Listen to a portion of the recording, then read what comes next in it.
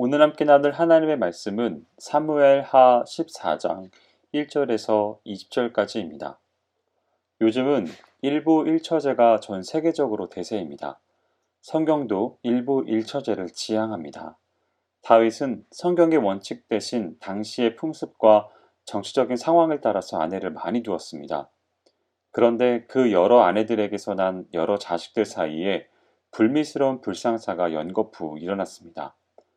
장남 암논이 배다른 어머니에게서 난 누이 다말을 강간하고 내어 쫓았습니다. 이에 다말과 같은 배에서 난 오라비 압살롬이 형인 암논을 칼로 찔러 죽였습니다.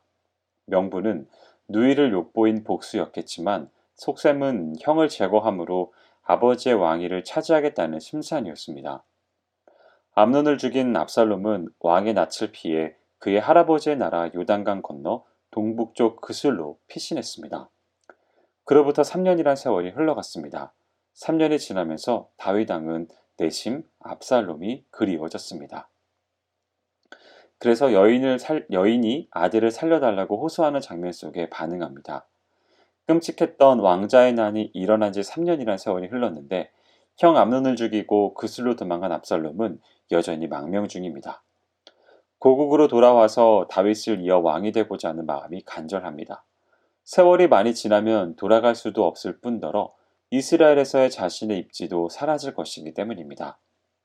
그래서 압살롬은 고국에 있는 자신의 지지자들로부터 자주 그곳의 소식을 듣곤 했었는데 그렇게 노여워하던 부친 다윗 왕의 마음이 풀리고 자신을 그리워한다는 소식을 들었습니다.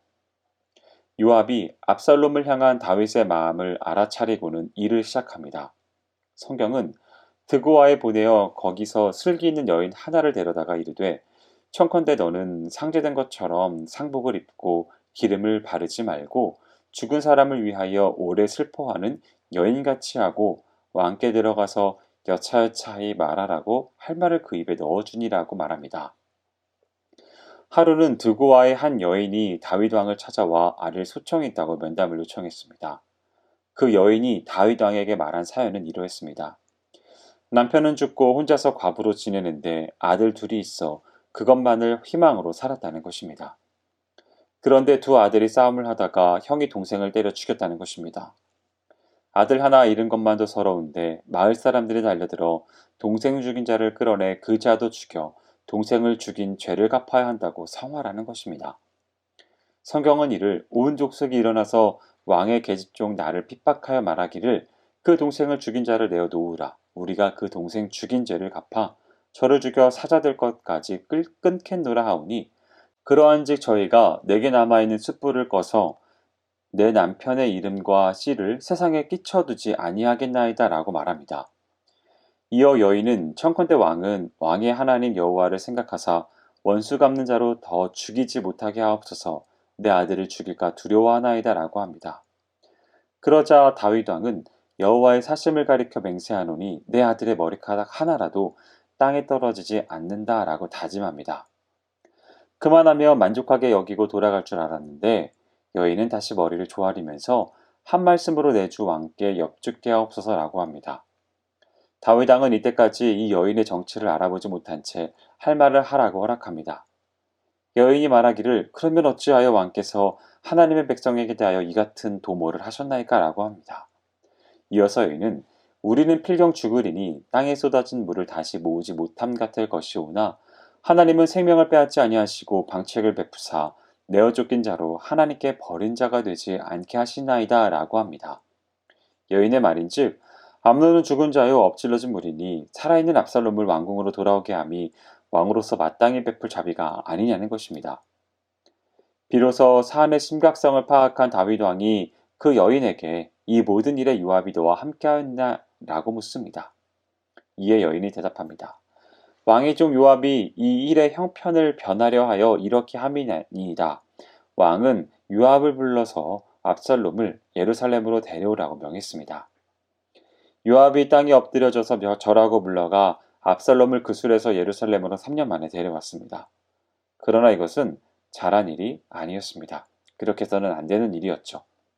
압살롬은 그냥 외국에서 살아야 했던 인물입니다. 그랬다면 이스라엘에게 쿠데타도 일어나지 않았을 것이며 다윗 왕의 정치적인 입지도 그렇게 훼손되지 않았을 것이고 압살롬도 전쟁터에서 어처구니없이 죽지 않았을 것이며 더구나 압살롬 때문에 수없이 많은 백성들이 전쟁으로 희생당하는 일도 없었을 것입니다. 압살롬은 권력에 대한 야욕이 불같은 사람이었지만 결코 왕이 되기 합당한 인물은 아니었습니다. 다윗 왕의 처사도 그러했습니다. 다윗 왕은 압살롬을 단지 혈육으로만 생각하였습니다. 하지만 한 나라의 지도자라면 사람을 볼 때 지연, 혈연 등으로 봐서는 안 되는 것입니다. 지도자는 자신과 가깝게 활동한다거나 그럴 가능성이 있는 인물들의 모습을 객관적으로 살펴야 합니다. 그러나 다윗은 압살롬을 징계하는 일도 회개해야 대한 부분도 소홀히 했습니다. 결국 다윗의 이 같은 실책이 압살롬을 돌이킬 수 없는 파멸로 이끈 원인이 되고 말았습니다. 사랑하는 성도 여러분, 압살롬은 돌아오고 싶어 했습니다. 정치적인 야심 때문에 그러했습니다. 다윗은 압살롬을 그리워했습니다. 혈육의 정 때문이었습니다. 요압의 개교를 내어 압살롬을 데려옵니다. 하지만 압살롬은 돌아와서는 안 될 사람이었습니다. 개인적인 욕심과 혈연, 지연, 학연보다 중시해야 할 것이 있습니다.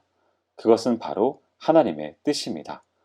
지도자와 성도는 범사의 상식적인 일이라도 하나님께 물어서 행해야 하는 사람입니다. 바라기는 오늘 말씀을 대하는 모든 성도분들은 하나님의 뜻을 가장 우선하게 두어 여러분의 개인적인 욕심 가운데 일어나는 여러 가지 실수 가운데 벗어나는 귀한 축복이 있으시기를 주님의 이름으로 축원드립니다. 기도하겠습니다. 사랑과 은혜가 많으신 하나님 아버지, 회개 없이 돌아오게 된 압살롬의 상황을 살펴보는 은혜를 허락하심에 감사를 드립니다. 우리는 우리의 학연과 지연, 또한 개인적인 어떠한 욕심에 의해서 움직이는 것이 아니라 하나님의 뜻에 우선하여 그것에 반응하며 살아갈 수 있는 귀한 삶이 될 수 있도록 인도하여 주시옵소서.